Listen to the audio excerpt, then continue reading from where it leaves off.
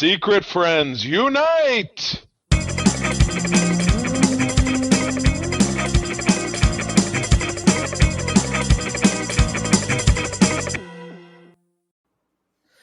Welcome to the Secret Friends Unite podcast, episode 493. This is your guide to the geek side, and I am one of your hosts, Todd Oxtra, living large in Minnesota.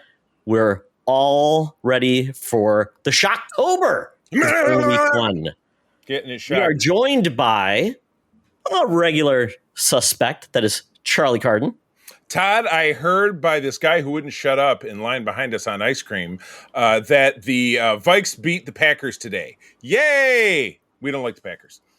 Even though we do not like the Packers. No, we do not. Not in our area. Not here, not there, not anywhere. Getting ice cream or at ice cream? I'm not sure. Is that the name of the place or that's what you got? What is at ice cream? Is that like... I don't know. It sounded like you were saying, I was at ice cream, and I'm like, I don't know what that is.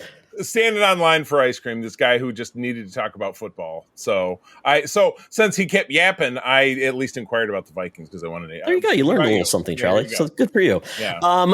And we are joined by a resident expert in the world of the spooky, the scary, and the terror, because we are joined by the Terrorific Lady, aka Brandy. Brandy, welcome so much for joining us. Hey, thank you so much for having me. Anytime I have an excuse to talk about horror, I'm all there.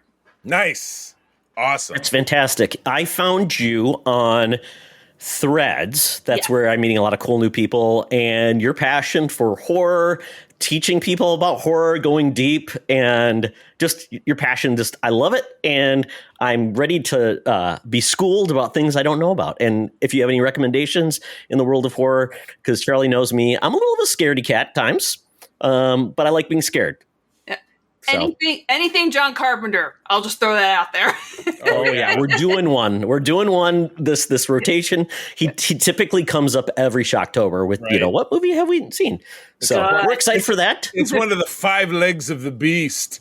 But yeah, let's jump into it. Yeah, so we'll get the business out of the way first and foremost. Oh, do we want to ask Brandy her geek origin story, and then we'll get into the business and then move on. Yeah, business before business. So business me. Yeah, tell us about how you got into all this. Well, it all started whenever I snuck downstairs when I was around 6 or 7 and watched a horror movie that I definitely had no business watching whenever I was that young. So that's usually how all horror origin stories start. It's like someone's too young watching a movie they shouldn't be watching. It was Hellraiser, by the way. At 6. Yeah. So, I was pretty hardcore for a 6 or 7 year old. But yeah, I grew up a lot around horror because my mom was a big fan. That's why I'm so into John Carpenter, is because she was a fan and she was showing me all his movies. And then I got out of horror for a little bit in my 20s, but then in my 30s, I just dove right back into it and just head first and just surrounded by all this cool horror stuff. Did you have a Hallmark movie time frame or something? Yes. Is that what you did? You skipped horror, did Hallmark movies, and got back into horror. They're doing that over there now, too. No, not Hallmark movies. No. On the Hallmark Channel? No. Pumpkin Spice Romance. Oh, don't tell me that's actually it probably is. Kristen Bell and Ian Ziering. Watch out, yeah. No, Kristen Bell doesn't think that far. Well, very cool. You know what? It's amazing what resilience kids can be by being horrified at a young age. But, hey, it keeps you safe, too. It keeps, hey, don't open puzzle boxes, kids. Don't do it. Yeah, so don't open puzzle boxes. Don't ask for anything from Cenobites, and just stay far away from limit configurations. Always stay together. Turn the light on when you go into a house. Yeah. Don't say, wait, what's that? I'll go look. Stay here. No cabins, and never say a name more than once. No. Right. Don't say it more than once. Don't need to. Oh my gosh. Beetlemax. Beetlemax? No. Okay. Candyman. Oh my goodness. All right. Well, let's get through the stuff and then we'll talk about some stuff. So we always like to give homage to these absolutely fantastic people on our Secret Friends Unite Patreon over at patreon.com/Secret Friends Unite. We have a ton of great additional I was going to say product. It's not product. It's content. We have ad-free versions of our show, early versions of our show out there, and all kinds of fun stuff for as little as $2 a month. So you also, when you join up, can check us out for a week for free. So that is the way to do it. We would love to have you over there. Over on our besties level, our pals Chris 1H1D, my buddy Derek, the figure dude, Francie, my wife's hairdresser, the Xbox expansion pass, Mr. Luke Lore, and my Uncle Tim. Heck of a nice guy. I don't know how much he listens, but he does support us, and I do dig that. Friends with Benefits level is John Sedorf, the awesome Phoenix Sisters Entertainment. Now, Todd, you got to see our friend Kelly yesterday at the X Experience that you're going to talk about later. Yeah, I'll talk about that. But yes, wonderful folks. Met both Kelly and Crayley. Had a great time. They were both dressed up to the T's. Also, Kelly's husband was with them. So, I love great meeting people in real life. Gotcha. Brendan Myers, Corey and HD, and friend of the show, Matthew Keel. Top of the pops, number one super folks are the great Nias family out there from the Twin Cities, Sean, Stella, and Henry. We are very grateful for all of you. And once again, patreon.com/Secret Friends Unite, 7 days for free. And if you like what you hear, plan on sticking around because we want to have you. Oh, Todd. So we've got the month of October because this will drop on Tuesday, October 1st, with our first scary cover from 1979. What do we got going on here? It's called Have You the Nerve to Face the Unexpected? This is kind of a cool book from DC from 1979. It includes 3 chilling comics. So you got The House of Secrets, The Witching Hour, and then Unexpected. The cover, it was only for $1. So you got 3 big comics. Cover is basically a guy at a library. A skeleton obviously is mad that he's taking his book, and it says, "Oh no, if what this book says is true, I'm about to die. Secret of the Dead Man's Diary." Probably not a good title I would recommend checking out. I think all that he's really seeing in there is there's a mirror. It's one of those little like mirrors you'd have like in a locker, because so he can see the hands behind him. Because what else is the book going to say? Oh, you're going to die sitting in a chair in a library and you're wearing a blue blazer and you left your tie at home. What could the book say? It's a mirror. I'm cutting through it. It's a mirror. Charlie, this guy hasn't even cleaned his bookshelves. Look at all those cobwebs. I mean, come on. Disgusting. I mean, if he's doing that, he's not really worried about it. The great thing about this book, and obviously I think you want to know more about this, these are the names of the stories within this book. Secret of the Dead Man's Diary, Don't Monkey with Murder, Dead Heat, The Garden of Death, Midnight Muzak, Beautiful and the Damned, Give a Great Big Smile to Satan, and Moonlight and Mayhem. That sounds like an episode of Treehouse Terror. I mean, or 2, because there's so many stories. It was so many stories. Yeah. Oh my God. And for a buck. For a sawbuck. So Brandy, I'm not sure if you're into comics or not, but horror comics have a long tradition with EC Comics, Tales from the Crypt, all of those things. Yeah. So everything I mentioned about this book, all these stories, is there anything that you would be particularly interested in checking out in this book? One of those stories, or what do you think? I would probably want to check out all of it because the cover draws me in. It looks really interesting. Anything that, like with skeletons on it, it's like, yep, I'm all there. I'm there. So, and I've read a few editions of a Marvel comic called The Vault of Evil. So I haven't really gotten like too far into it, but it's really cool to see like what people thought was creepy back in the 70s. Oh my God. Oh yeah. Tomb of Dracula. There's so many. And as I hear it, just the streets of New York City, Times Square was supposed to be just absolutely terrifying. But not in a way that was fun. There wasn't the zombies that will kill you. It's the pimps and the crackheads. Yeah, they didn't have crack back then. They were just called junkies. That's true. But don't monkey with murder. Yeah. You know what? Never trust a monkey. They're never going to do the right thing. Oh, my gosh. Do the right thing. Well, you know who's pretty famous for not doing the right thing on our staff? That's probably our senior news correspondent, Madam Webb. A long, sordid history of being long and sordid, or short and sordid, because I think she's only about 4'8", as I recall. Or even shorter with the marionette strings. I mean, you put a picture of her out Happens there. When you're 124, Charlie. You shrink. I guess you shrinking. Yeah, she gets any smaller, she'll be like Ant-Man. But anyway, she's down at the corner of Hollywood and Vine, waiting to give us that which we need to know to kick off this Shocktober, our news and scoops. So let's go. Now it's time for Madam Webb's Rumors and News. Take it away, boys. Thank you, Madam Webb. 124 years, 124 Halloweens, Madam Web. I know you're so excited. You are probably hoping we do not review one of your movies that you appeared in back in the day, which was A Chorus of Crones, where you would kill men with the sound of your voice. No, of course, of Crohn's. I thought you were talking about like Crohn's disease. I'm like, oh, don't make fun of that. That's rough. Well, that would be a horror film right there. Yeah. Oh my A Chorus of Crohn's disease. Yes. My goodness. All right. Well, up first we have. This was. I guess we got this probably a little sooner than I would have expected. But kicking off next summer will be Thunderbolts Asterisk from Marvel Studios. This is yet another example of taking a core title that we all loved and had a great punch back in the 90s, which was a new superhero team bursts on the scene. Nobody knows who they are. They're filling a gap because the Avengers have disappeared into a pocket universe. And at the end of the first issue, they revealed that all of the characters are villains who are masquerading. That is not what this movie is about at all.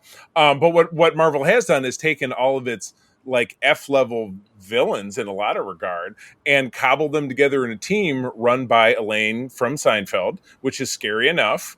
And you also get Bob from Top Gun, who is the mystery character. Playing Bob again. Yeah, playing Bob. He's Bob, and his name is his name Bob Pullman? What's his name? Louis Pullman. I bet Bob's his middle name. Yeah. I bet Bob is his middle name. But Brandy, what's your affinity with Marvel? Are you a fan? Are you aware? Where do you land? Yeah, I was a big fan through phases 1 through 3. I kind of fell off after 3, and now I'm more of a pick and choose Marvel fan. Like if something looks interesting, I'll watch it, and if something doesn't look interesting, then I avoid it. Not married to it. Yeah, that is Marvel's big engagement issue all over since the Disney Plus television era began. Yeah. You know, that they produce a lot and some of it sticks, but when they try to stick it together with a movie property like they did with the Marvels, it fails. I mean, it was a huge failure. But this was a teaser, but it was pretty full trailer, 2:15, 2:30. There's a lot of content in here.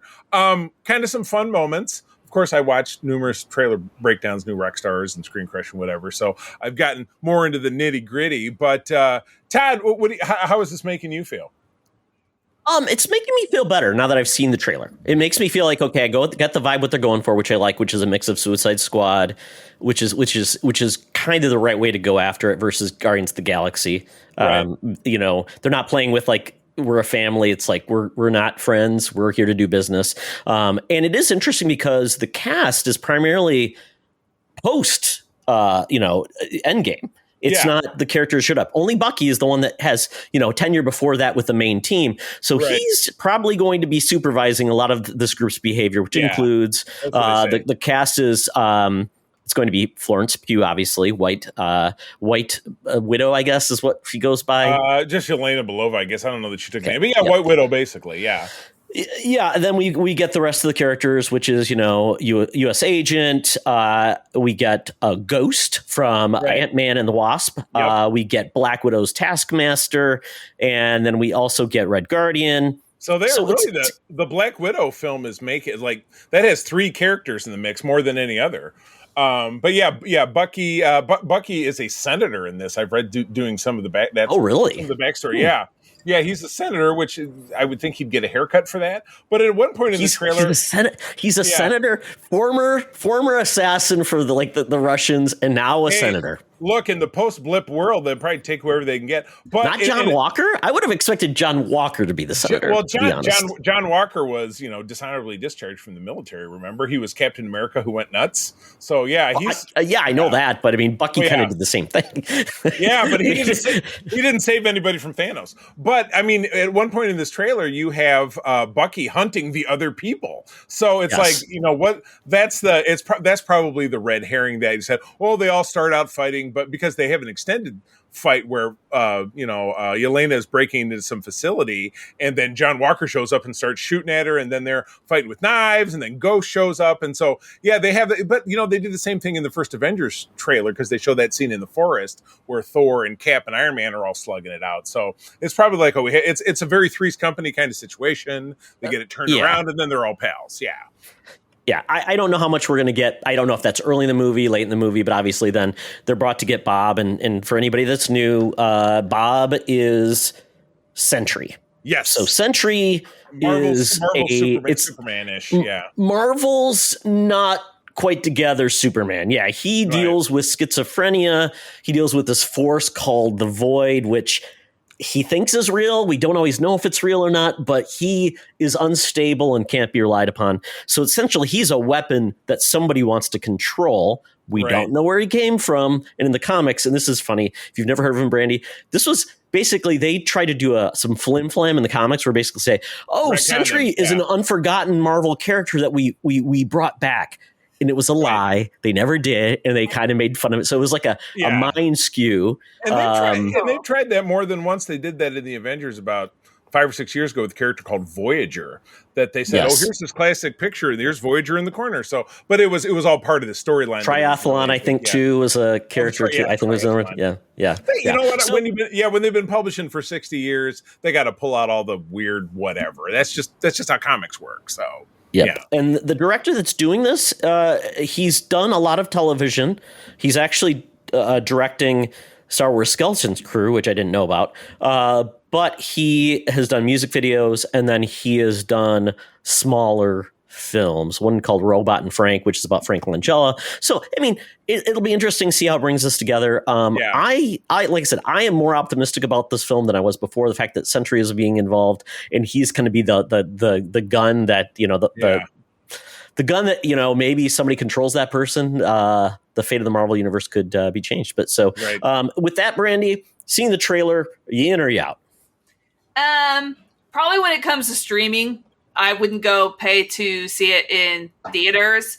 That's how I am, like, with a lot of movies that I'm not sure about. But my only wish is that they found some plausible way to put Zemo in the Thunderbolts, because I know he was in the where is Zemo? Dude, I thought he was supposed to be part of this. That is what I had heard. So maybe he is. Yeah, you're maybe it's the asterisk plus Zemo. Right. Yeah, the asterisk is because, again, one of the scenes you see in the trailer is that they're meeting in Avengers Tower. So that is their HQ, but they're being, and again, you have, Elaine, Val, Veep, if you will, I'm just going to call her a bunch of names, is running the show, but she's very sardonic character. You've seen her in previous things, including the second Black Panther movie, and she was the one who recruited John Walker at the end of Falcon and the Winter Soldier. So I hope you watched all of those. Exactly.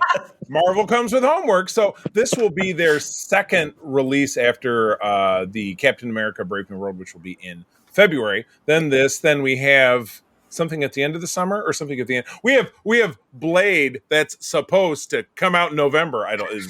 We've got. Yeah, I don't know. I think we're getting maybe something animated, probably. Yeah. With that, so we'll see. We'll see. But you know what?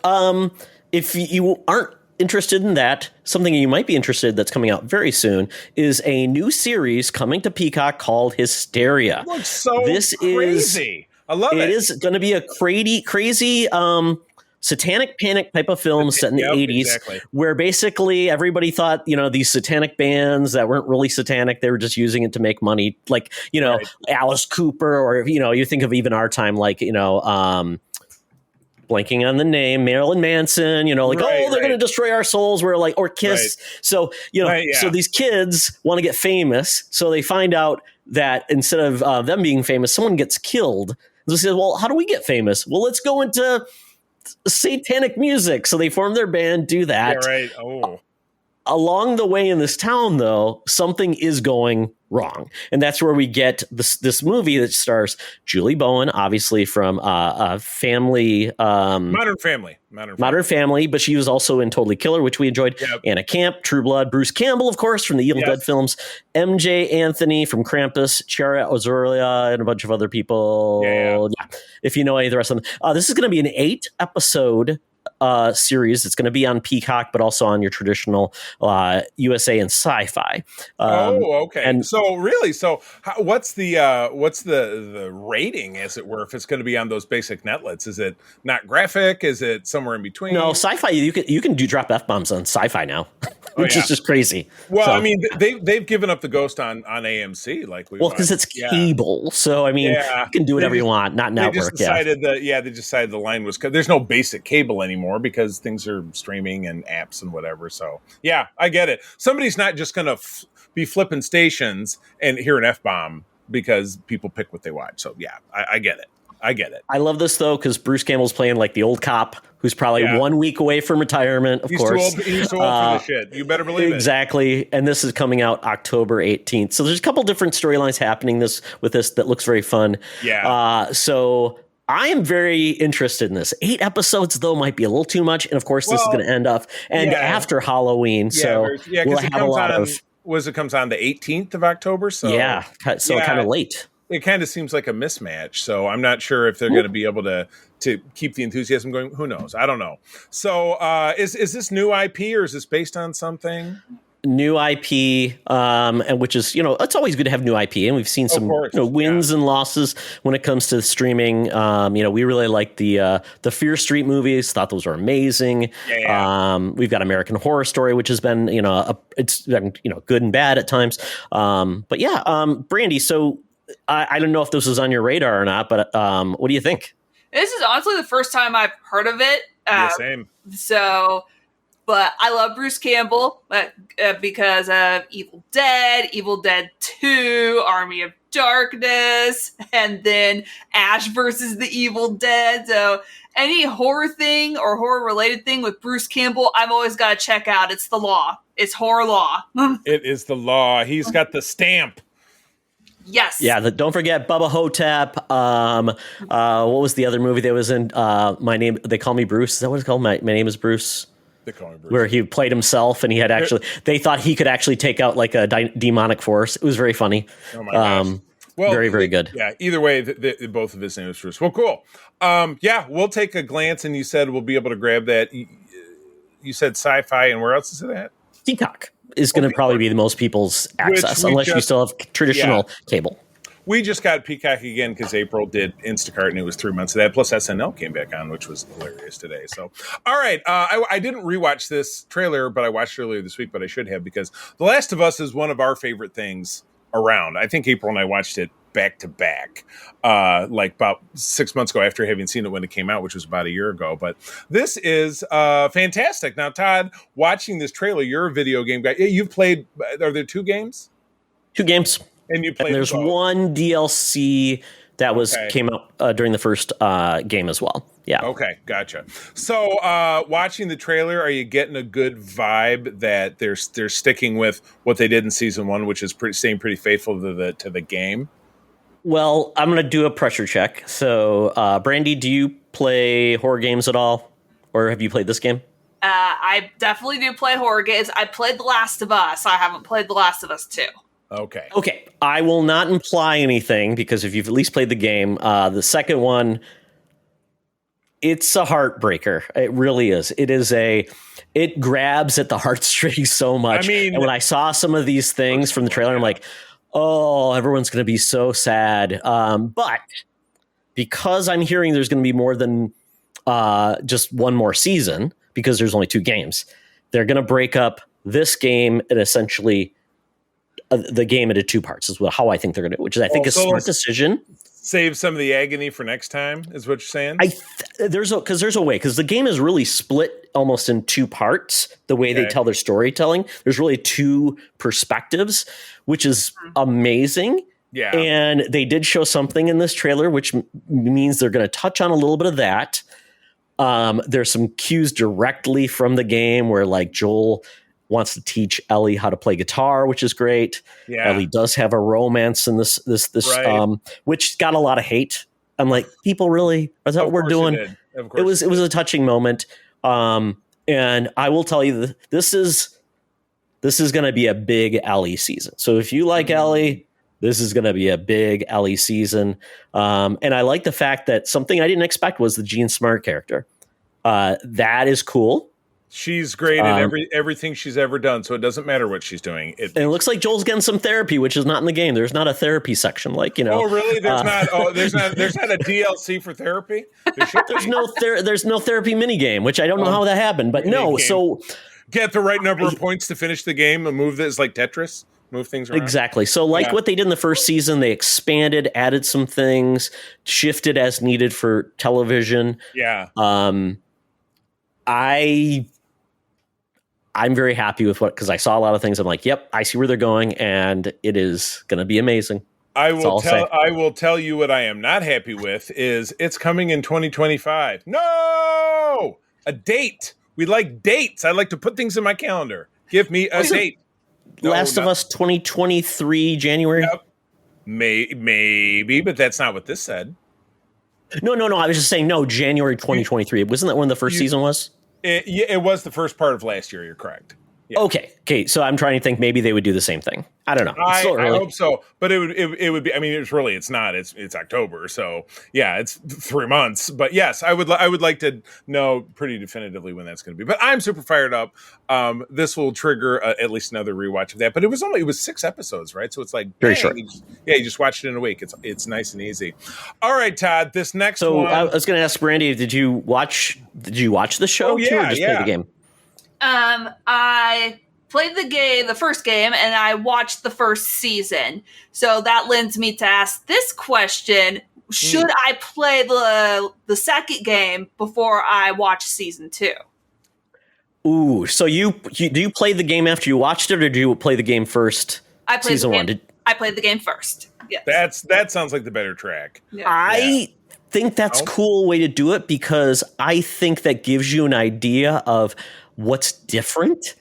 And then you can still appreciate. Like, I really loved, because I'm like, I think they're going to do certain things, but then they brought in things. I'm like, oh, I didn't expect that. That was cool. So if you've got the time, it's probably about a 25-hour game, and it's and I think you're just going to really start seeing how, like, I think it also give you perspective, like, well, how are they going to do this? So I think it could become a good mind exercise too. So that's my recommendation, but you could always watch it and then play along. Yeah. We played a little of the game, and I know because it's one player, it was April doing it, and she got stuck on something. It was like, this is whatever. I gave it a shot. I don't know that I ever tried it, but I mean, we own the game, so we certainly could.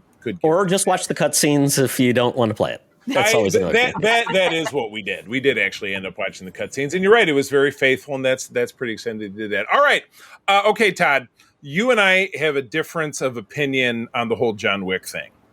I know you the fight scenes are so great or whatever it is, and I'm like, the opinion is I am right and you're wrong. Oh, it's funny that I'm rubber and you're glue, so you're wrong. But anyway, well, maybe Brandy can be the tiebreaker in this one. We'll see about that. But anyway, the John Wick is proliferating. They already had or have a television series coming out. Yes, the Continental. Continental, which is one of the prime locations. Now we're spinning off into having a lady John Wick. It's Ana de Armas. She's a ballerina. She brought Elton John with her for some reason because I hear him singing. And it's pretty tiny gruesome. dancer. Yeah. I'm sorry. She's from Brooklyn. It's a tiny dancer. Like Tony Danza, like what we were talking about earlier today. Yes, like Tony Danza. But yeah, this is a full trailer for Ballerina, which I assume I do not remember in a tag when it's coming out. Before the end of the year? No, this will be 2025. Okay, so gotcha. this will be it'll be June 6, 2025. Wow, this is essentially Black Widow. I mean, it's not. I mean, it is not John Wick 4. It's going to be essentially during. Yeah, it's going to be essentially during the John Wick era. Yeah. Because we do get John Wick in this showing up. We do get the Continental does show up. That's how basically she's brought in to be raised to be an assassin. Black Widow, Red Room. It's very Black Widow-esque in that case. And whoops, you just went mute, bud. You still there? Oh, I hit my mic. I'm too excited. I can't take it. Yeah, it's got the I need to stop touching my mic. But the cool part about this is there's this group called the Ruska Roma Ballet. So rolls right off the tongue. So John Wick was raised by them. And so basically they create assassins. And so she is going to be trained as a ballerina. And Angelica Houston is the dame of the ballet company. And, if you think back to Black Widow's remembering of the Red Room, which happened in Avengers Age of Ultron, that crusty old lady looks a little like Angelica Houston, as I recall. Could be the same thing. That was Angelica Houston in there. So, I mean, yes, could be. So, yes, this is essentially going to be another part of the John Wick era, which is, I mean, it's full of assassins. So there's going to be, there's going to be more you can play with in this world, and we do obviously get. And the cool part is they don't even beat around the bush; they do meet each other. And she says basically, "Are you the one they called Baba Yaga?" And yes, which is true. That's what they call him, the Baba Yaga. I'm bummed out that David Dalmatian didn't show up. So So I saw this trailer. I'm like, I love Anna de Armas, and I like the fact that she is perfectly capable of doing these amazing, gun fu as they call it. I love the gun choreography. It's amazing. Yeah. It's just so exciting to watch versus just another boring kind of fight scene, which I've loved. Like they excel at that. Yeah, she's believable with the physicality, the same way that Scarlett Johansson is, which is what really sold those movies too. And it's not just stunt doubling and all this different stuff. But it's polo punches kind of deal. And do the John Wick movies do well? Like this, is this going to be a factor? Oh, they are huge. Like everyone gets bigger. Like John Wick 3, I think, made like $500 million. Yeah, they're huge. Well, it is very telling that they're 9 months ahead of promoting it, because again, it's going to be, you've got to make sure the audiences can connect the dots. Otherwise, that John Wick success is not going to rub off. It's just going to be like, oh, okay, it's whatever. It's Black Widow. I already watched a Marvel movie this summer. You got to make the connection. So it's good that they're promoting it now and spending their dollars. That's smart. So I don't know. I give it a crack. We'll kind of see what happens. Well, this might be a good entry point for you versus having to catch up with all the John Wick films. Well, since you might be more agreeable to your interests. I get the feeling the John Wick's movies wouldn't take a lot of brain processing to get caught up. They don't. Not at all. They're very. It's got a good mythology though, which I think is kind of cool versus your standard is that most recent one. Dave Bautista, where he thinks he's going to die and he's a hitman. He takes one more job. Oh God, yeah. And he's got to pay to get out of the job. Exactly. Brandy, where do you land with the John Wick movies? Any love, any dislike? I love the John Wick movies. I saw every single one in theaters. High five. Oh, yes, it's Keanu Reeves. How can you not love Keanu Reeves? Even the bad movies that he's in. It's just all he need to do when he came at the end of this trailer is go, whoa, and just watch people dropping their dollars. Boom. He doesn't say dude, Charlie. He doesn't say dude in the movies either. No. Dude, I'm going to kick your face in, dude. Well, I will remember your words when we get to our summer movie wager. Brandy, Todd, and myself, and John, who is our third college roommate, we have for almost 10 years now done a summer movie wager where we guess the performance of the top 10 domestic box office. And so we have to have a good guesstimation of what people will really actually want to spend money on. So obviously this is going to be a factor. So I will not forget. And, Anna de Armas was awesome in the Bond film she was in. Yes. I thought she was amazing in that. So that makes me so excited because when I saw her play the role, I'm like, oh, she would be amazing in it. And of course, now she is. So there you go. Stuff. Yeah. So we move to our last story, and it's very appropriate for Shocktober. We are getting a long delayed, I guess, third entry into the I Know What You Did Last Summer. Is it the fourth thing? I think it's the fourth. I remember the first one because it's on our summer 4th of July watch because it said 4th of July. Okay. 4th of July movie. I know there was a second one. I saw it when I was in college at like a free screening. I remember that. I know there was a third one where it was still Jennifer Love Hewitt, but she and some friends went to a resort, but it was a setup. And so this must be the fourth one. Okay, so I actually read the article, and I did find out in 2006 they did another movie called I'll Always Know What You Did Last Summer. There you go. And then in 2021 there was a Prime Video that premiered that I Know What You Did Last Summer TV series, which ran for one season. So this is an entire averse, as it were. Was there any connectivity between the show and the movies? I couldn't tell you, Charlie. I don't know. Brandy, maybe you know. Yeah. Did you get into these movies? Because they're a little bit more like popcorn. They're more horror, so to speak. Yeah, I only watched the first one, and then I was just like, I'm good. Well, You didn't want to see Brandy get killed in the second one? There's no Brandy. There's nothing distinguishing about any of the other films, but yeah, I mean, when is there ever? And like, is there anything really stand out in Halloween 2 through 17 or however the hell many it is they made before they rebooted it, or Friday the 13th? Oh, he threw a kid into a helicopter. Know these. You know, apparently these were based on a book series too. No clue. Which I didn't know that. No clue. So anyway, Lois Duncan wrote them. Your article is saying that Freddie Prinze Jr. and Love Hewitt are negotiating to bring it back as early as last year, and now there's some news.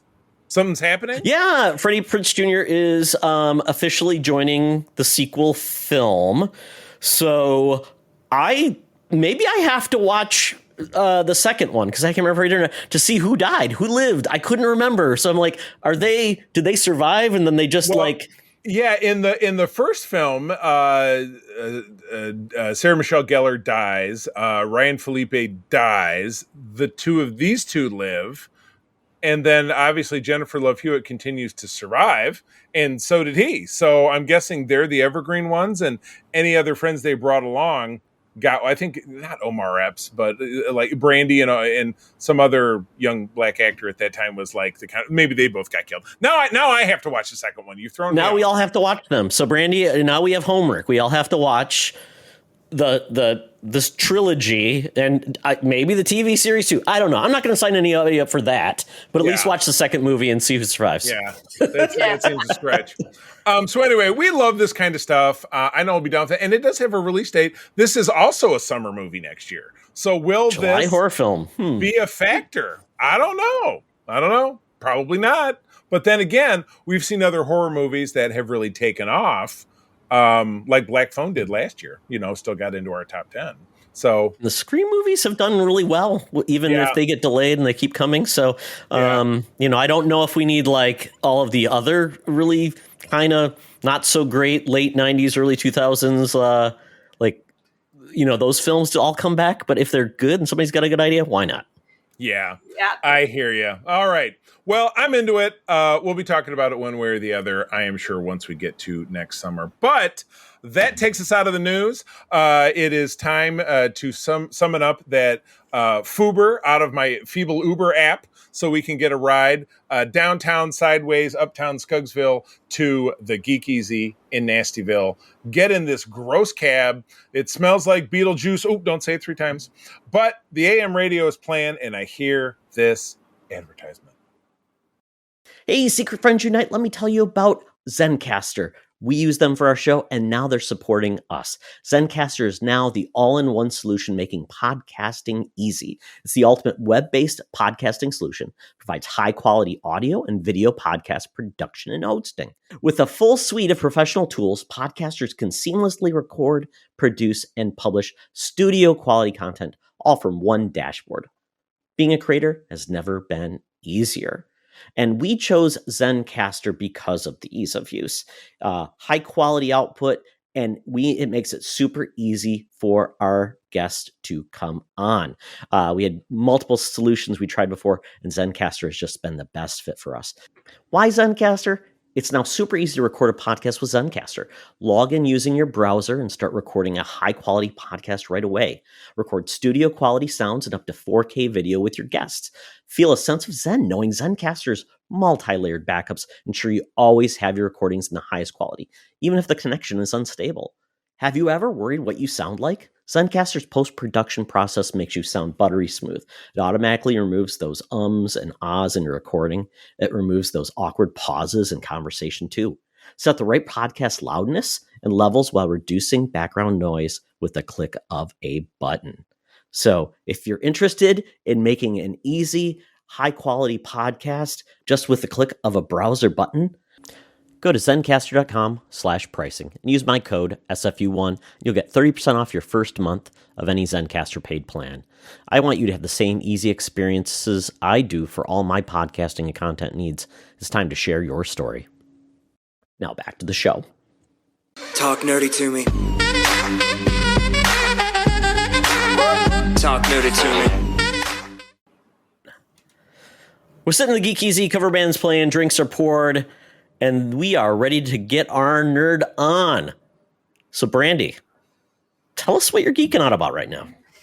Well, it's obviously horror. It's always going to be. But lately, as of late, I am watching the Terrifier franchise. So there's like All Hallows Eve, Terrifier, Terrifier 2, because Terrifier 3 is going to be coming out very soon. So I want to make sure that I'm all up to speed with all the franchise entries before I go in and watch the third one.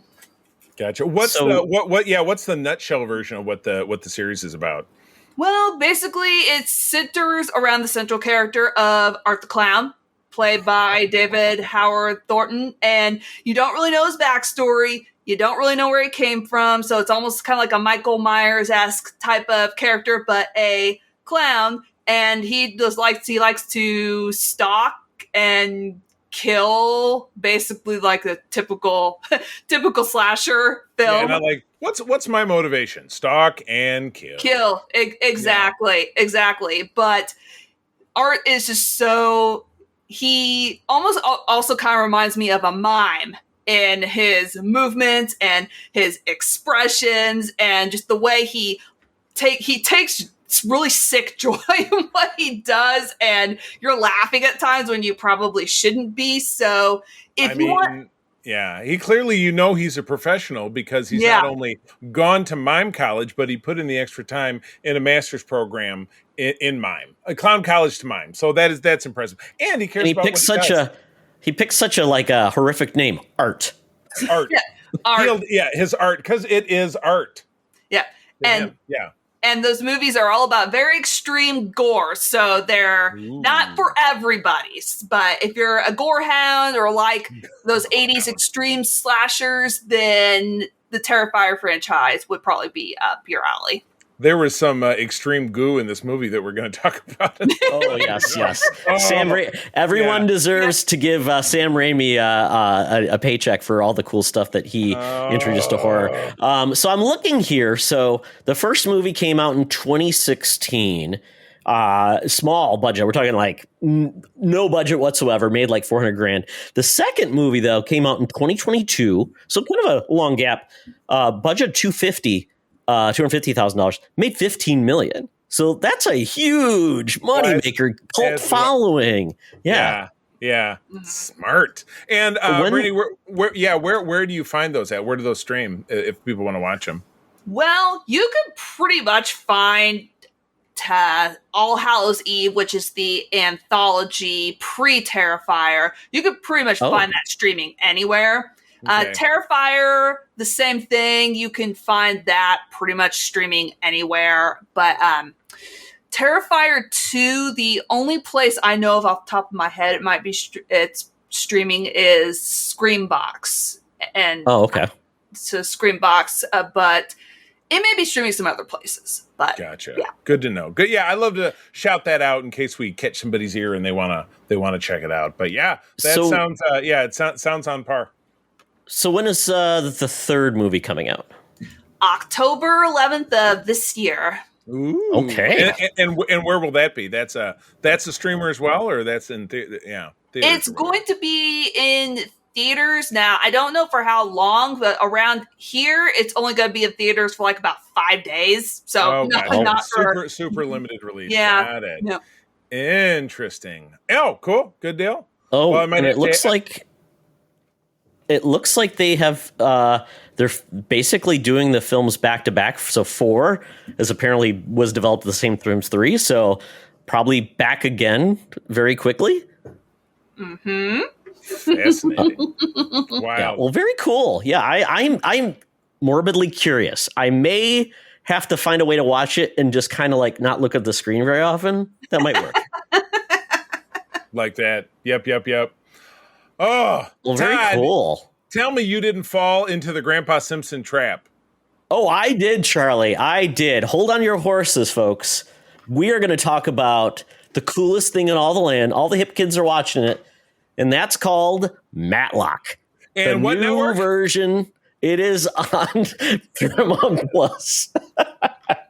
I laugh. I laugh because we saw an episode of Big Bang just this morning that starred the titular Matlock, if I'm not mistaken. Oh, really? Oh, yes. Oh. Well, she was. Not Andy Griffith. No. Oh. No, of Okay. your program. No, the actress in question was the mother. Kathy Bates. Was the mother to Mayim Bialik's character of Amy on Big Bang. Oh, I didn't know that. I guess I missed that season. Okay. Yeah. Cool. Well, very good. Yeah. So Matlock, if many of you are probably too young to remember, Brandy, I don't even know if you've ever heard of Matlock. I have. The original. Okay. Andy Griffith was. Wait a second. Did he end everything with, I got one more question? Oh, that was Columbo. Sorry. That's Columbo. Sorry. Yes. We do need a Columbo comeback too. But yeah, Matlock was a series about a very sweet Southern gentleman played by Andy Griffith, who is an octogenarian, maybe septuagenarian. I don't know. He was at age of like 60 plus. That was all part of the whole thing. Was he was kind of a supposed to be a retired lawyer and was brought back. And it just got a huge following back in the day when you had like Diagnosis Murder, She Wrote. I mean, all these things where the main character was of a certain age, which they played off of, which was very cool. I didn't watch a lot of Matlock, but obviously it's a bit of an ongoing joke with a lot of people of a certain age. Yeah. Well, this version, what intrigued me was Kathy Bates, who is an Oscar winner, has been in everything under the sun, phenomenal actress. You know what? The fact that she said this might be her last thing she does before she retires, it had me intrigued. What made her do this show, except for obviously money? And it's a cool premise, basically about this woman. Her real name is Maddie Matlock, and she does joke about, like the lawyer on the old TV show. So what? Oh, it's breaking the fourth wall. It breaks the fourth wall. So it doesn't shy away from it. And it really sets up a premise of what the show is like. So basically at this point, she was a lawyer. She retired about 30 years ago, and she's in her older age now. She has to take care of her grandson, and she needs a way to make money. So she weasels her way in to a basically a client meeting or a meeting at this law firm where she's able to sneak in and then essentially immediately show her worth as someone might be of use to the firm. So it's a very cool concept. It's got a lot of interesting actors you might have seen before. Beau Bridges is also in this. He plays like the head of the law firm. And then you've got, I'm trying to remember the one character's name. He plays the son of Beau Bridges, but there's some things going on there too. But I thought the show, I don't want to spoil anything, but I think it's well worth watching because there's more to it than I initially thought. And I'm like, okay, I'll come back to this. So I thought it was great. Very, very clever, very funny. Kathy Bates has given her best, and I really, really liked it. I watched this. You watched the NCIS prequel. I'm just kidding. Exactly. Yeah. Not everything is yes. Yeah, not everything is prequel. That is interesting. So I mean, I admire Kathy Bates' talent, and you're right. If this is the one on which she hangs her shingle, maybe it's worth something. I don't know. But your main excitement, we've already kind of talked it up a little bit, was something you did yesterday. Yeah, so the Uncanny Experience is an event that happens in Minneapolis. This is done at the Minneapolis Club, which is this building that was created in 1908, built there. And it stands alone in Minneapolis as like the coolest looking building because it's among these skyscrapers and things. And it looks like looks like Xavier's Mansion is the best way to put it. The School for the Gifted. And it's a really nice little area, easy to get to downtown Minneapolis. And I interviewed the creators of this. This is the second year. I wanted to interview them. So I did that on our Spotlight show about a year ago. Mm-hmm. Then we had one of the leads come on, Chandler, and he was a guest on our show. We talked about one of the X-Men. Yeah. Great people. And they do this event. It's an immersive experience is the best way to put it. It's like a Renfest almost, where you show up and you're a part of the student clientele at Xavier's Institute. You see all the instructors. You can join a house, almost like a frat, which is like the Hellfire Club, Xavier's Institute, all the different houses as part of that. The Morlocks are one group too. That's awesome.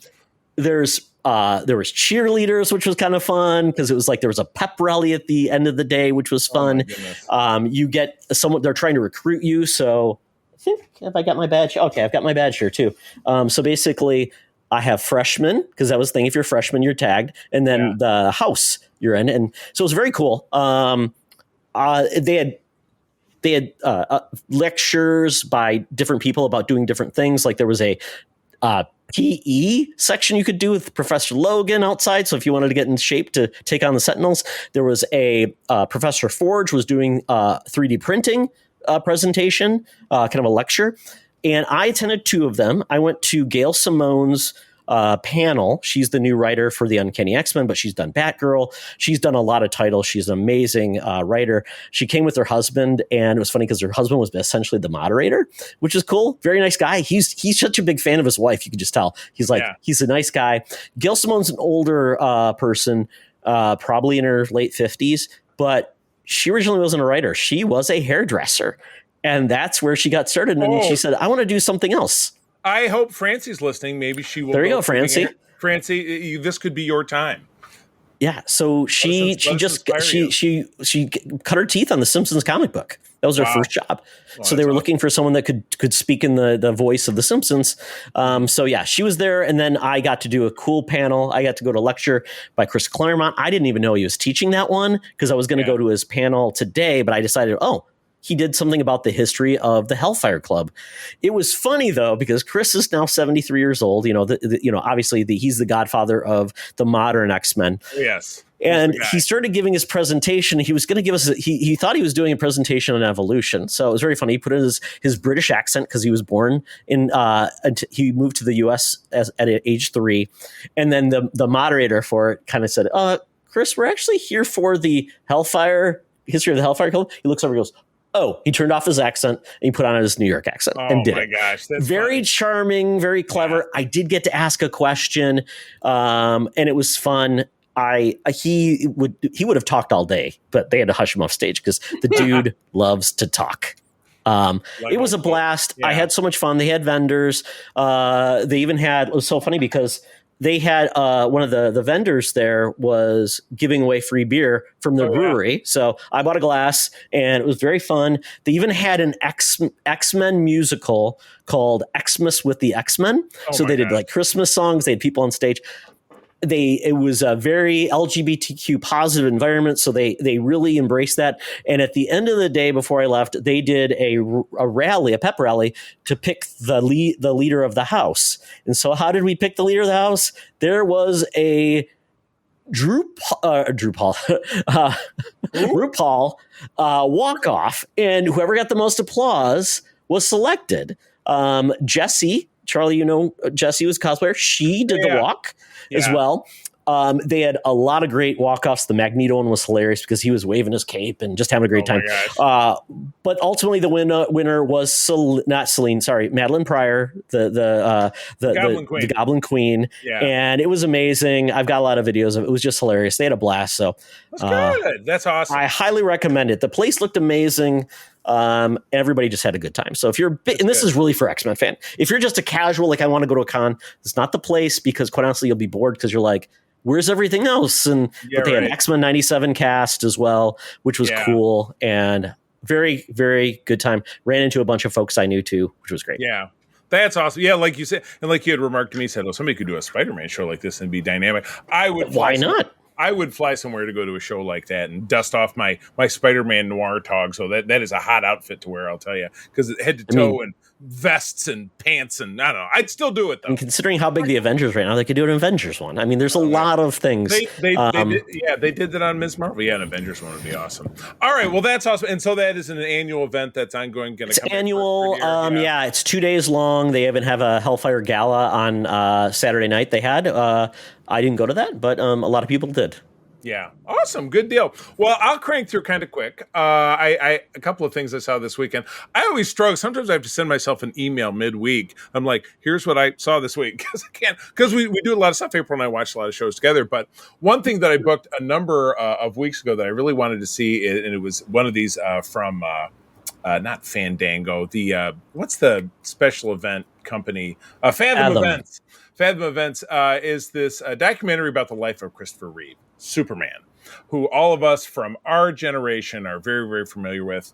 They talked about his early start. He is an East Coast guy, came up in the theater, went to Juilliard. His best friend was Robin Williams because they were classmates there, and covering, his breakout to stardom and how Superman was a movie that just lit the imagination of the world on fire. It was the most incredible thing ever. And his career over the next decade, and how, he ultimately wanted to be a bit more of a serious actor. But in 1995, he took this crippling fall off of a horse at an event and broke his neck, practically ripped his head off. His body was paralyzed, as everybody knows, from the neck down. And everything that followed in the next nearly decade between then and that and his death, he died of heart failure in 2004. But all of the advocacy and very, very hard work that he did for people who have spinal cord injuries of this type, and concluded with showing how his research and things that he did have now made this quantum leap forward in people who had conditions like his or even worse now being able to maintain this incredible amount of mobility. So it was based around that. His wife, who very tragically died less than 2 years later of lung cancer, leaving their son an orphan at age 6. It was bring tears to your eyes.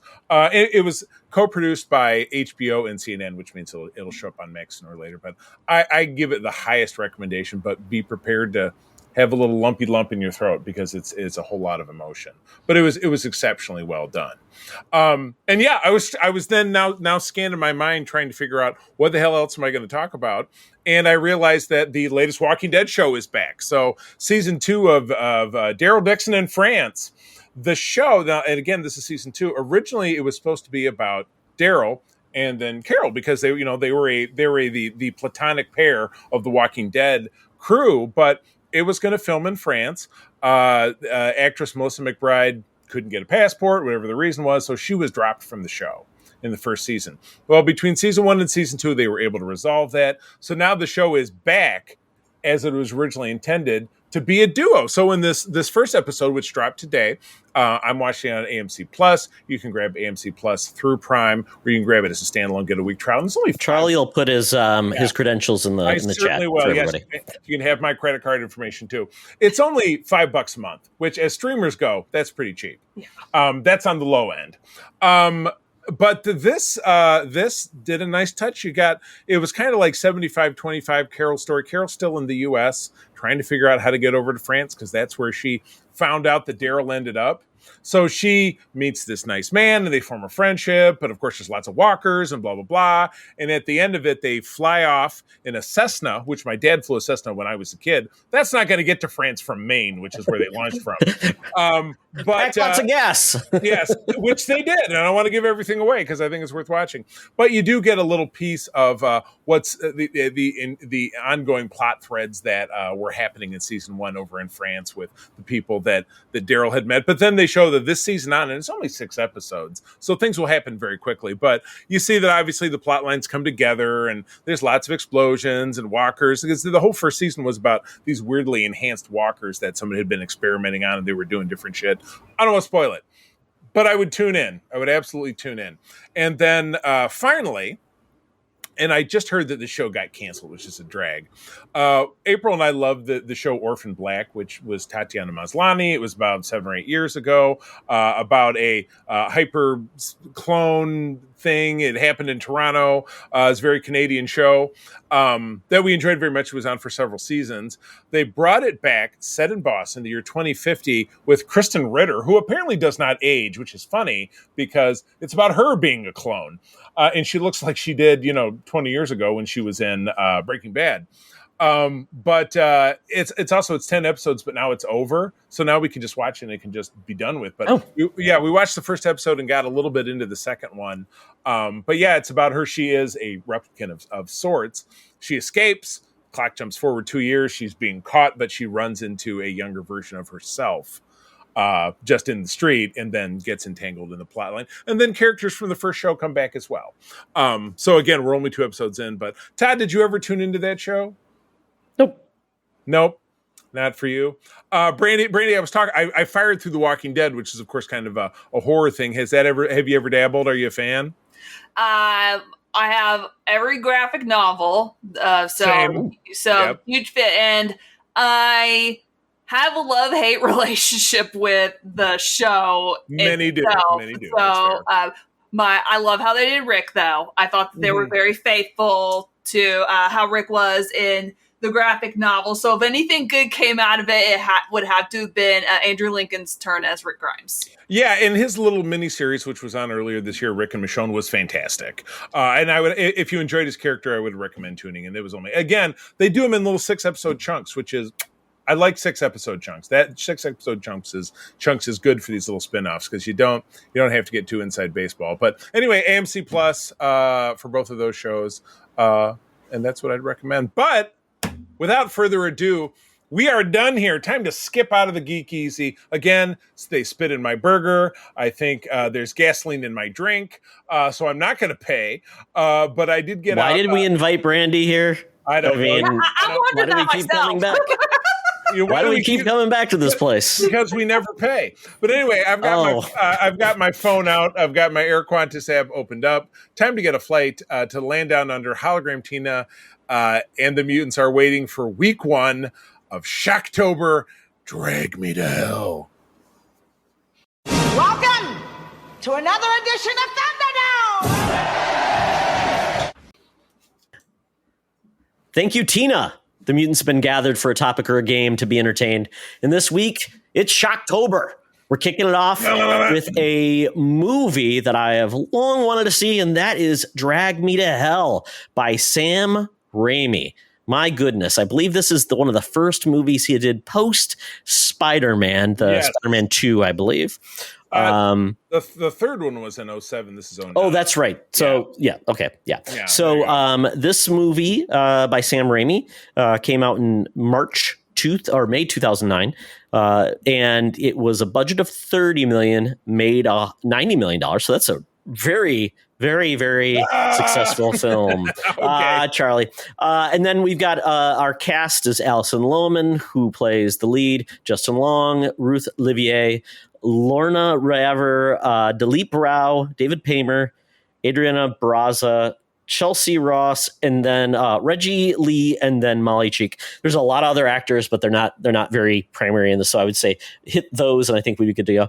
Fun fact: Molly Cheek, who plays Justin Long's mom, was in the Gary Shandling show. I'm like, I know her from somewhere. And Jim's mom in American Pie, the lady who made the famous pie. At first, I thought she was the mom of 90210. I thought it was, and I'm like, it's not her. It looks very much like her. Yeah, and in those American Pie movies, for no good reason, they killed her off in the third one. In the reunion one, she was dead. She was like, "Oh, your mom American died." Pie funeral. Yeah, American Pie. That's kind of a sad reason to get together and have sex hijinks. American Pie, American Funeral. Yeah, it was a rough one. Okay. So, all right. What do we got? So the plot of this film: a lone officer who evicts an old woman from her home finds herself the recipient of a supernatural curse. Desperate, she turns to a seer to try and save her soul, while evil forces work to push her to a breaking point. So I will say I'd never seen this film before. I've always wanted to somehow just slip through the cracks. Charlie, you hadn't seen it either. So Brandy, is this a movie that you have an association with? I have it on my shelf. Nice.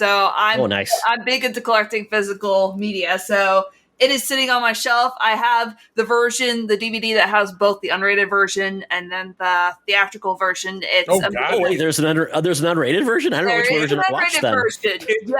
It gets goopier. Oh my gosh. Yes, it is goopier in the unrated version. Just to let everyone know off the top of the head, if you're interested in this, after we talk about it, it can be found on Amazon Prime. So definitely. I don't know which version though. I don't know if it's the theatrical or because I watched it on Prime as well. So I don't know. Brandy, I'm assuming.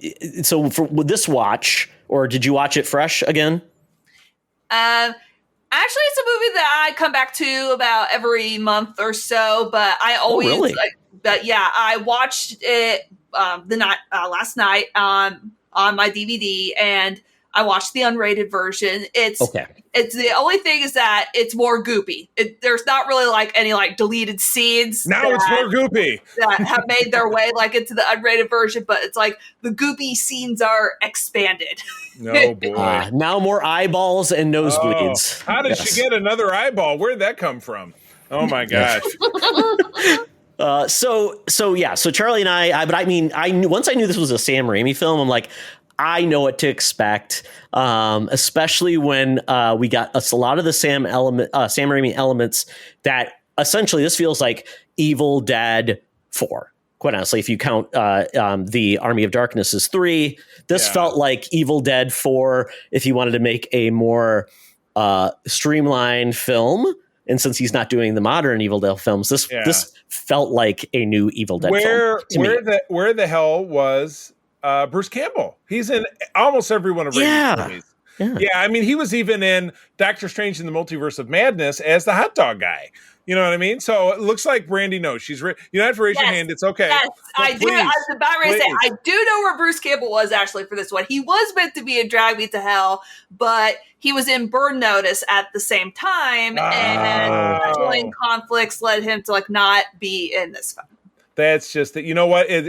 That's a good problem to have if you're an actor. For the actors I've known in my time, it's good to have scheduling conflicts. But we did get the Oldsmobile, so that showed up. Yes, she resurrected. That was dragged out of Uncle Ben's grave, and he got the Oldsmobile.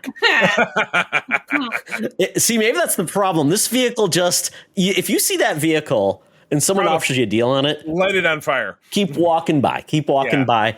Apparently, Uncle Ben sold it to Peter sold it to the Gypsy Lady because he needed to get rent. The Gypsy Lady cursed Aunt May, and that's why the Green Goblin kept coming around. I'll bet. That's true. Absolutely. All right. Okay. So this movie, it's funny because Alison Lohman, she plays the main character, and she is looking to succeed in the world of banking. She's a loan officer, and she wants to succeed to become essentially the assistant manager, played by David Paymer. He's the manager. So she's good, but he's like, I don't know if you like to take chances or if you're cutthroat as much as your competitor, the really creepy Reggie, who's a new guy, but he knows what to do to succeed. So she says, okay, I'll do what I need to succeed. And when she looks over, who's staring at her?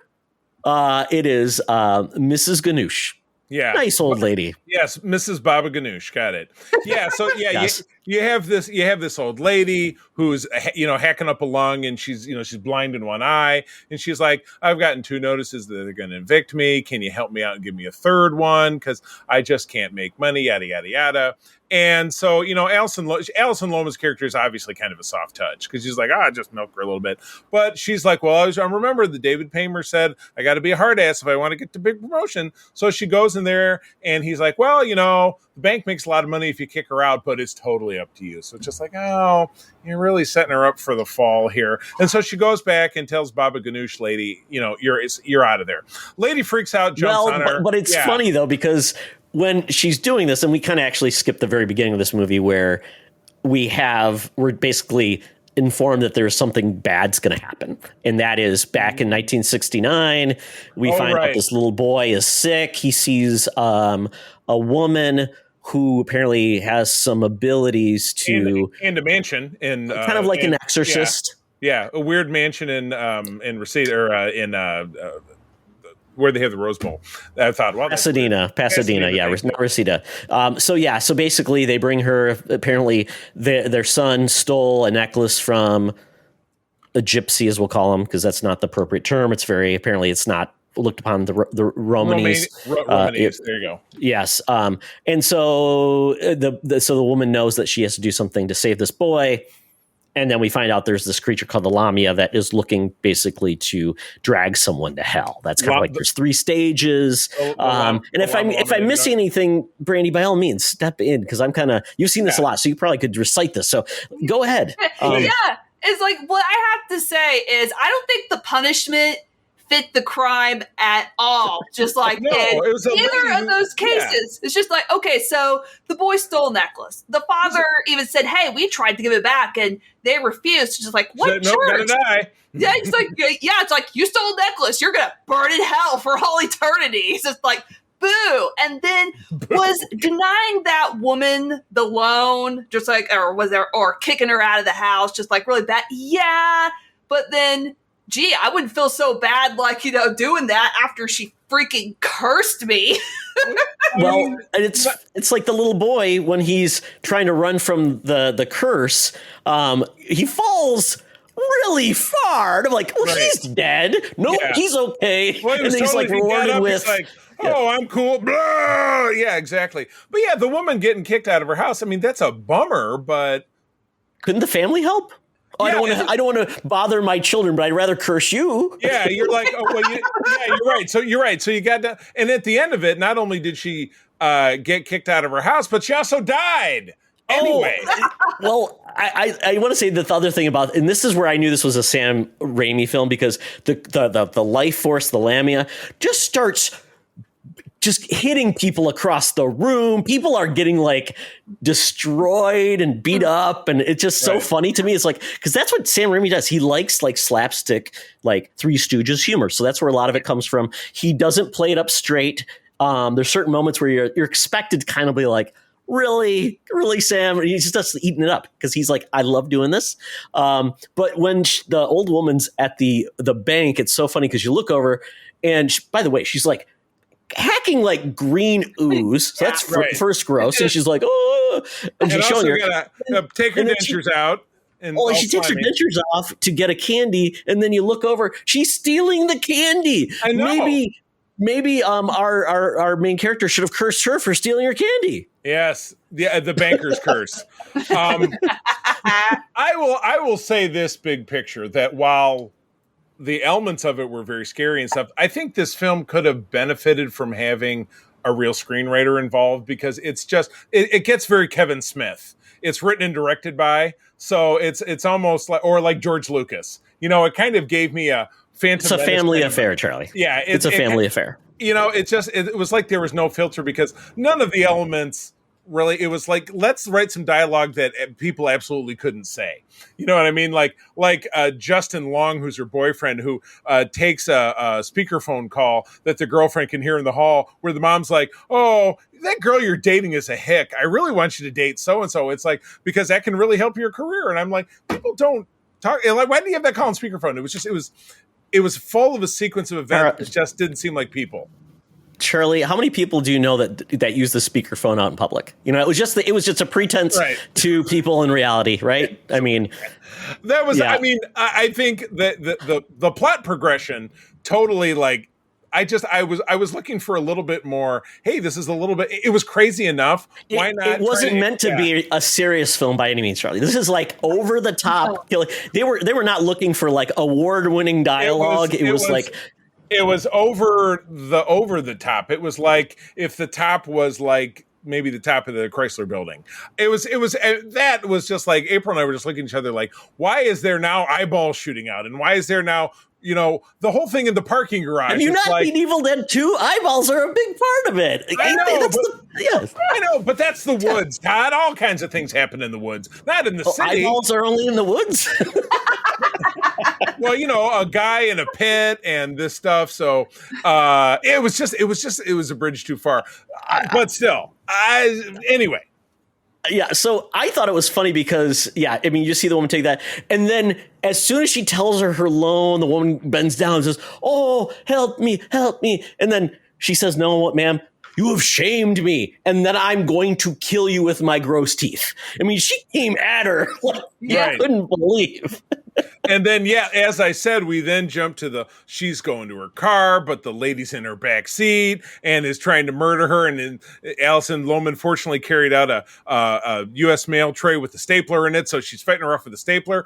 There was 4 or 5 sequences in this film where her hair gets ripped off. Poor Alison Lohman's hair gets ripped loose. Ouch. Including the final indignity of the Yes. cemetery Yeah. at the end. But anyway, don't want to get too far ahead. Yeah, I'm So surprised that she Brandy- didn't go bald.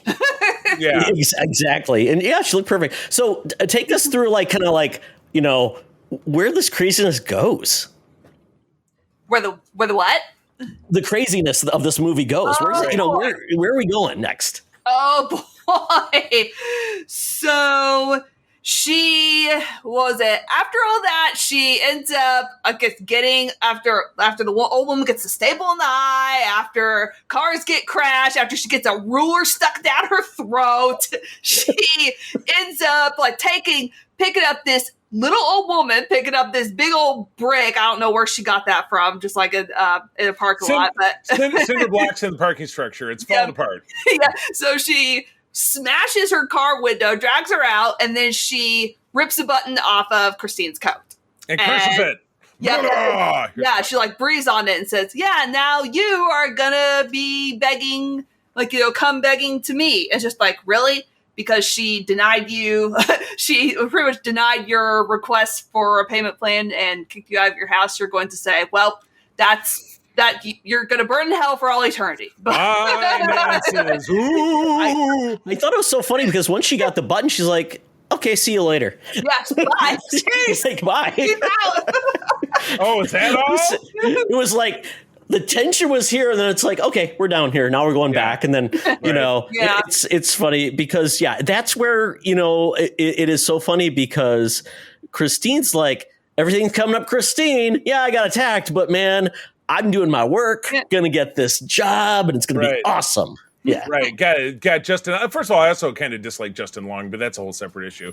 That's I like him. That's her boyfriend, and he's a college professor, but he comes from a snooty family, and they have to go to a snooty family dinner. But by this point, the curse is in full swing. So she's hearing things and swallowing bugs and eyeballs coming out of the cake, and oh my god. Well, she has to go to the seer, to basically find out what's going on. He charges her $60, and then he's like, "You can have your $60 back. I don't like you, lady. You gonna die." But he ended up keeping the money because Justin Long said, well, he did offer the money, but to give the money back, but he ended up keeping it just like anyway. So it was probably just more like a courtesy thing. Well, she's not going to need it. Spoiler alert! Sorry. 3 days. She doesn't need money. What's she going to do with money? They don't have money in hell. They use Bitcoin. I've heard. So we find out that, you know, more bad things happen. We've got this shadow because they say it's going to be 3 days. Once you're cursed, it's like 3 air first. days. Was it wind? So what is it? What is it, Brandy? What is the three things? I think it's just like you start seeing like shadows and then just like the wind blowing around. And then day 2, it just escalates into just like really horrible violence. And then by the 3rd day, it's just like, you're too late. You're going to hell. You get dragged under by a bunch of little demon hands. By scary arms. Yes. So essentially, you know, she knows at least what's happening. So she thinks, I think I'll be okay.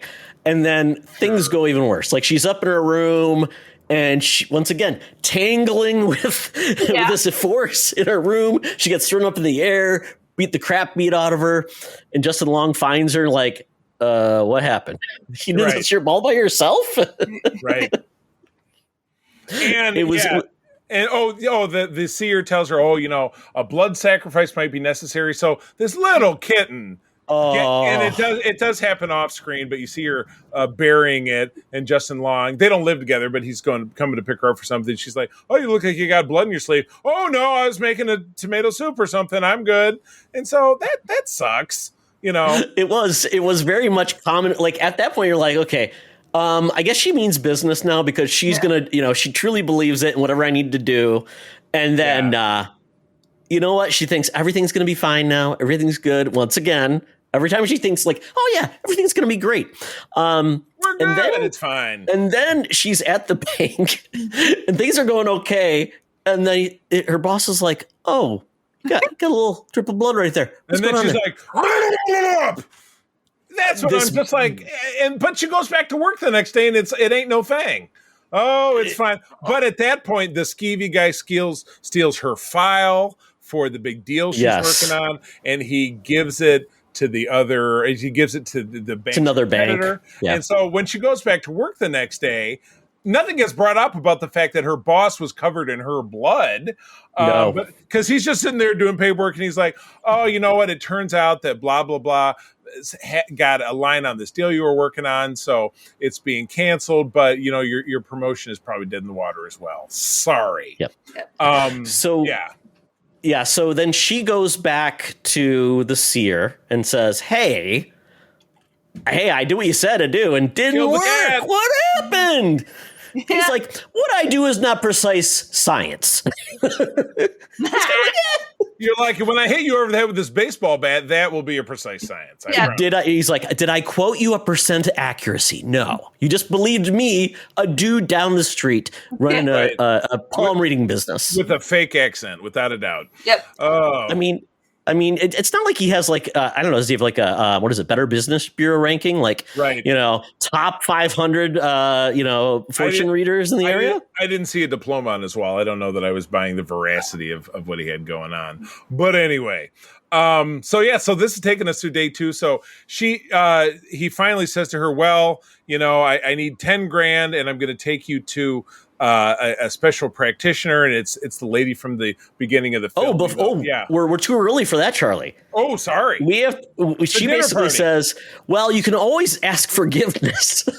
Oh, that's So she goes to this family member of the Romani lady that was mentioned to her, and the Romani lady is very curt with her, but still lets her in. But it's the funeral because the lady's dead. But of course, naturally, it becomes a comedy of errors when Alison Lohman falls on the crazy lady. They tumble out of the coffin, and it's just more goo on her face. And I'm just like, oh my.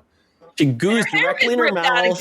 The teeth. There's no teeth anymore, so it's just you just see gummy on her face. Yeah, and then I think it was the old lady's granddaughter that she's like, yeah, right. You still think you're going to make everything right for her? You deserve exactly what you're going to get, or exactly what's coming to you. It's like, Jesus. Ouch! Come on. I mean, at that point, when you've done that at a funeral, you just need to get out of there ASAP. Don't talk to anybody. Just leave. That's like from Clerks. Don't you remember the little? Yes. Oh God, her body fell out. Oh my God. So from there, then we're back. We go to the family dinner. Family dinner where she makes a cake that while she's looking at it, she's having hallucinations. The cake has an eyeball. She stabs it with a knife. Blood shoots out. I mean, guys. And then there's more flies. Flies. The knife, the fork disappears too. That's the other part. Like, where'd the fork go? I don't know. And then fly comes out of her mouth, and then it was so funny because it's like, oh, it's raisin cake. So everybody looks, oh no, there's raisins here. Are those flies? Oh my God, flies and eyeballs. So that doesn't go well. It doesn't really impress the mother, the mother who was dissing her on the phone earlier. That scene ends, but now we get to the point where she's back to the seer. She says nothing's working.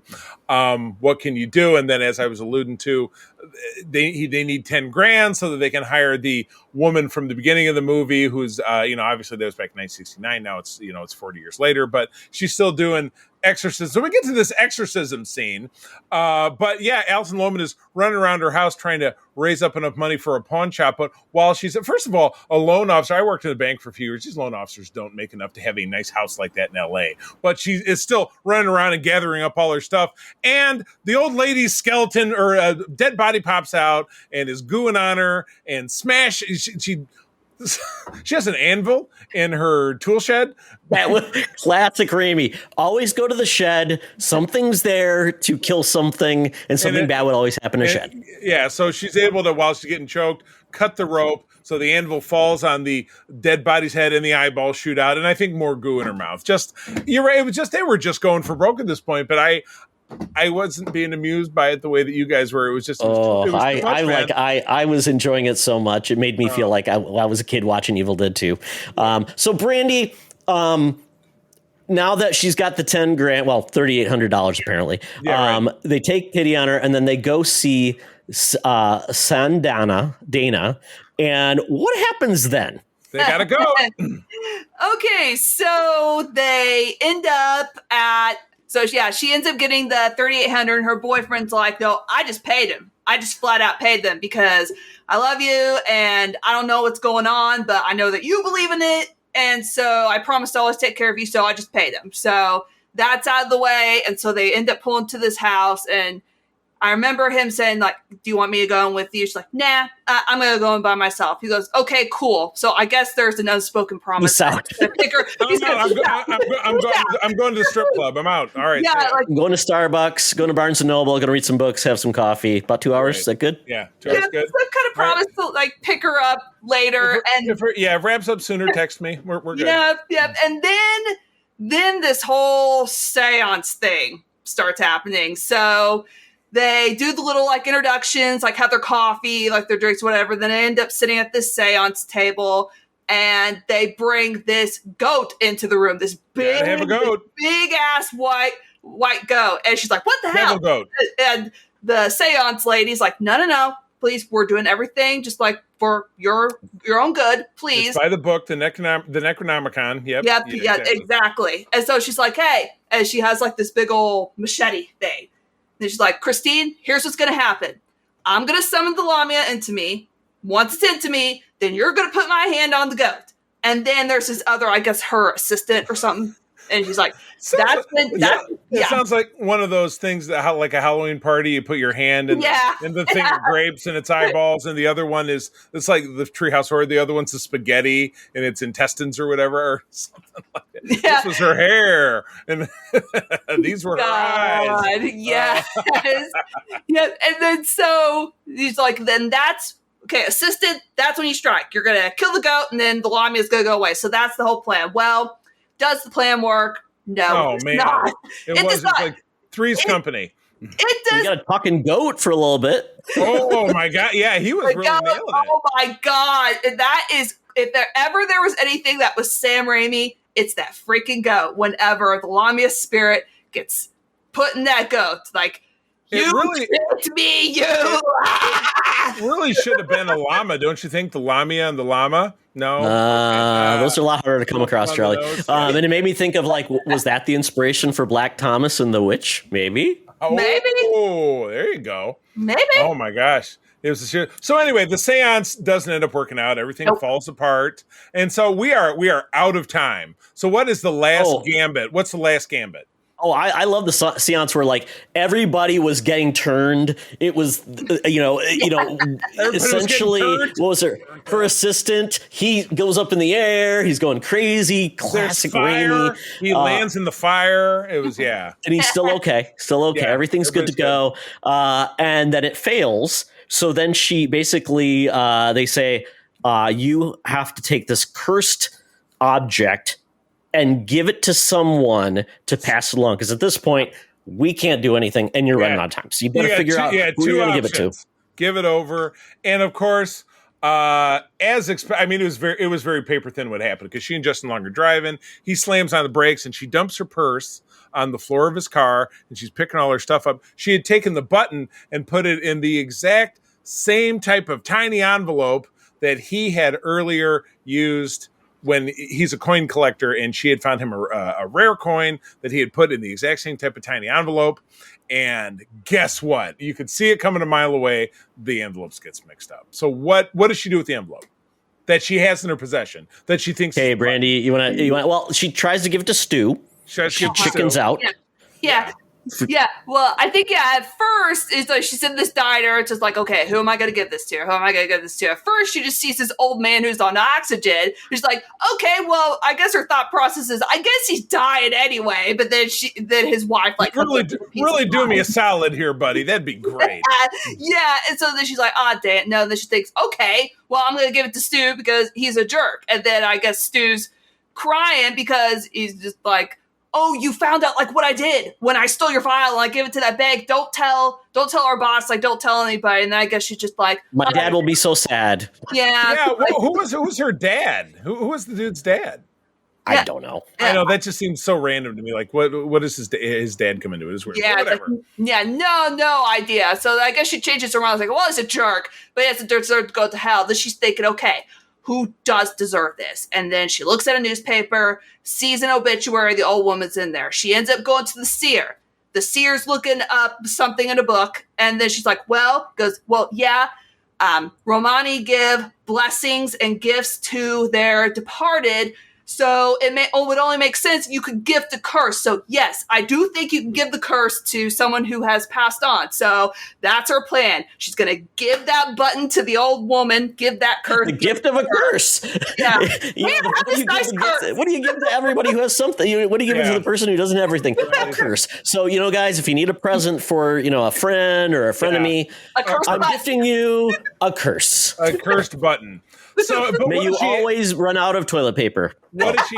What has to happen? Because the old lady is already buried in the ground. So Alison Lohman becomes a champion grave exhumer in the rain.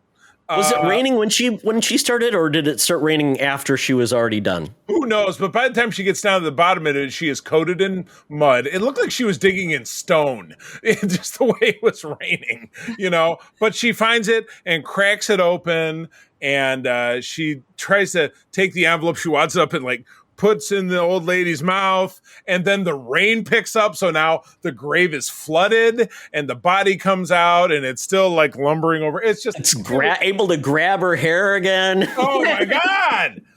I would think she'd be wearing a Shatner toupee by this point. You know what I mean? And she even mentions it. She goes, "You'll never pull my hair again." I'm like, yes. It's like, that's the last of my hair you're getting. So while she grapples with obviously with the dead body, she leaves the wadded up envelope with the dead body, and she's like, "I'm out." And she's like, no. Okay, what am I forgetting? Well, I hopefully you mentioned the part where you think she's going to get out, and then the damn cross. Bonk. Oh, God. I laughed so hard. I'm like, yes. I'm like, oh, you can't end like this. That would be horrible. Right. Yes. And so she does get out of there and goes home. And the next day, she and Justin Long are going to catch a train. They're going to Santa Barbara to her parents, cottage. And then listening to her voicemail that her boss is like, "Hey, it turns out that we figured out everything about so-and-so and he's fired. So you got the job. I will see you on Monday. Everything is good." She's like, "I'm walking Everything's going. Everything's coming up, Christine." She's like, "I'm walking on sunshine." Okay, so what was the deal that she had to buy that coat? Was there something was there something about that coat that was like a must-have? I know it was about the ongoing thing about a coat, but yeah, who knows? I don't know. Tell us, Brandy. Yeah, just she did mention later on that that coat is, and that coat's really nasty. The coat that she did have on that the old woman ripped the button off of, but she just thought that coat was cute. Okay, if I was walking past that window and saw that coat, I would get it. I think it was cute. It just seemed like a weird ad. She's like, "Oh," and she was talking to the lady through were you just trying to run out the clock? We need an extra 90 seconds on the movie. It seemed weird to me. She wants a nice new coat, fresh new beginning. That's how I took it. 80% of my wardrobe is covered in slime. Maggots. Exactly. But now that I'm getting this new job, I can work. So anyway, she and Justin Long are getting ready. He's got a ring in his pocket before she walks up. He's going to propose. Everything seems great. So what happens when everything seems great? They're standing talking, and the wind picks up and the sky gets dark. And he even breathes like, "Why did you get a new coat?" I right. Yeah. And she's just like, "Yeah, I threw it out. I never want to see it again." He goes, "Oh no, because you see, he pulls out the envelope. I have this button." And she's like, "Oh, crap." Oh, and she starts falling back and into the train track, and you're like, "Oh crap!" And Justin Long's like, "I'll save you." He's like, "Oh shit, hell's opening up." Yeah, a train's coming. Yeah, she's simultaneously a train coming there, but then hell opens up. The big scary finger. This is the one thing that was kind of freaky. All the hands grab her, but as they pull her down, her face starts to melt. I noticed that. I was like, "Oh, like, I love you." And come join me. Yeah. Reading out, he's like, I think maybe we should be on a break. Once the flesh started melting, he just kind of pulled his hand back. It's like, I know this may make me sound like a dick, but I'm going to say no. I at that moment when I saw that, I'm like, oh yes, they nailed it. They nailed the ending. She was like, she did so much to survive, and still through that, she got screwed. You know, it's funny because if you follow her character thread at the beginning, she's like, oh, she's just a regular old person. But then, you know, she vigorously beats up this old lady while she's attacking. And she's willing to try. She was thinking about killing Stu. She murders a kitten. I mean, she takes a lot of bad turns that at the end of it, do you really feel as bad for her for what happened? She didn't deserve it. But then she also, you kind of saw her true colors. She tried to do the right thing so many times. And then she didn't. That's the frustrating part. Killing a cat. But yeah, she really did try. She worked really hard to stay alive. But what do they say in sports analogy? The other team just wanted it more. Oh, sure. Or you know, you just prayed enough to God to win. Yeah. Jesus liked me better than the other team, as they would say. Yeah, there you go.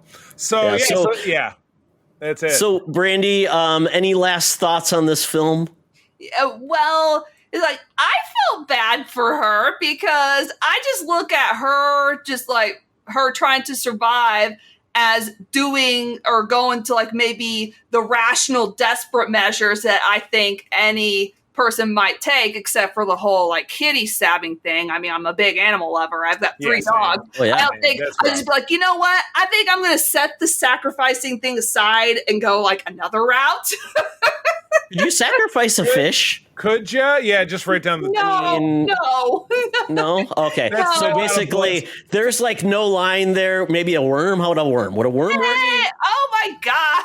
A bird? What about a bird? I wouldn't have a problem with a bird, really. I mean, I wouldn't feel as bad. I can't. So Brandy, you're kind of screwed. You can't even like fly? Could I kill a fly? Well, if it was a fly, probably. Yes. They say blood sacrifice, so just something that has blood. I don't know. Yeah. Yeah. It's just like, if it was a fly, then yes, maybe. But I mean, we've all probably in our lives swallowed 85 flies. So we've already killed them and we didn't realize it. Yes.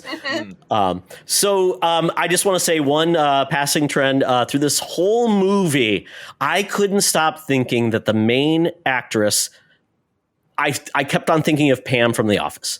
That's who she completely reminded me of. So I'm like, man, Pam, just imagine putting Pam in a horror film and this is what you get. Oh my God. Loved it. Well, Justin Long is no Jack Ryan. I'll tell you that right now. He's definitely not. Yeah, he's definitely not Jim from The Office. Okay. So at this point, we give our review score, something out of 10. So at this point, 10 eyeballs, Charlie, just for you. Out of 10 eyeballs, what would you give this film? I mean, like I said, the thing that was really lacking for me was, I guess I do like people to sound like people. And you're right. Raimi went the extra distance, but it didn't have the charm for me that The Evil Dead does. So I'm going to have to swing this one with a 5 out of 10 eyeball. Sorry. So 2 and so like a half eyeball. So, sorry. The lack of Bruce Campbell definitely did not help you this one. Yeah, I did. Yeah. So sorry. It's a 5 for me. It was a no for me, dog. Sorry. So if it was Bruce Campbell, would you toss it an extra eyeball? Yeah, so that we had an even sets. So we had 3 sets of eyeballs. Absolutely. Yeah. Imagine if this was like, this was Evil Dead 4. He wasn't available, so I'm just calling it Drag Me to Hell, and it's got Pam from The Office. Maybe that's what the real plot was. We didn't know that. So, Brandy, what would you give this film, even though you might be a little biased? Oh, gosh, yeah. Well, I don't know if I would give it a 10 out of 10, even though I really do love it. It's got to be even though I try and visit it once a month, I still have to really be in the mood to watch Drag Me to Hell. I really have to be in the mood to watch like any really certain kind of horror film, but I would probably give it an 8 out of 10 eyeballs for the theatrical version and throw in an extra half eyeball for the extra goopiness in the unwritten version. Well, that makes sense. You probably get more eyeballs in that version anyway. Yes. Like at least 20. It's the gravy. I agree. All right. Well, Mr. Raimi Lover, what do you got for us? I'm giving it 8 because, like, I love finding these movies that for some reason I missed, and I just watch them. I'm like, wow, that was so much fun. And I just loved what it captured. I loved like the tropes of like the gypsies and, all those things. And then like no one does like Sam Raimi films anymore, where it's kind of like kind of jokey at times, but then it's like jokey, weird, and then really scary. And it's like, it's a really weird, unique balance and dance that I just feel at some points, it's like, we just don't get that enough anymore. But that's what I'm giving it. So that is it. Week 2 is coming up next. And I hope you look forward to that. We have another special guest coming for that. So it's going to be a lot of fun having, I believe Luke Lore's coming on for, I think it's The Fog. Yes. Yeah. That one was The Fog. That one was my pick because I haven't seen it. So yeah, good stuff. Yeah. Well, Brandy, thank you so much for being here. Where do people find you out there on socials? Well, people can find me on Instagram and Threads at Terrorific Lady. I always say it's like terrific, except terrorific. Terrorific. Yeah, or horrific, yes. And if YouTube is people's thing, they can also find me on YouTube at The Terrorific Lady. And on Twitch, I stream once a week on there, just doing video games and chilling as Terrific Lady as well. Very nice. Awesome. Todd, what about you? They can follow me on Threads and Instagram at Teoxtra, at Secret Friends Unite. Check me out there. Have a good time. And yeah, check out our old episode. I'll put it up of the Uncanny Experience. I'll put that up there so people can, listen to that team and listen to them talk about it, because I don't ever think I put it on the mainstream. So that's what I've been up to. So check that out and have a good week, everybody. Very good. Awesome. And you can find me, of course, also on Threads and Instagram. I'm at the C3, TheCeeThree. Also very active on our Secret Friends Discord and United Trekkers of Michigan, which is a Star Trek Discord that my wife and I run. Having a rockin' good time. Always. Friends, one more time, thank you for joining us. I'm going to tell you that sharing is caring. Keep on trucking. Be the hero, not the villain. In a truck.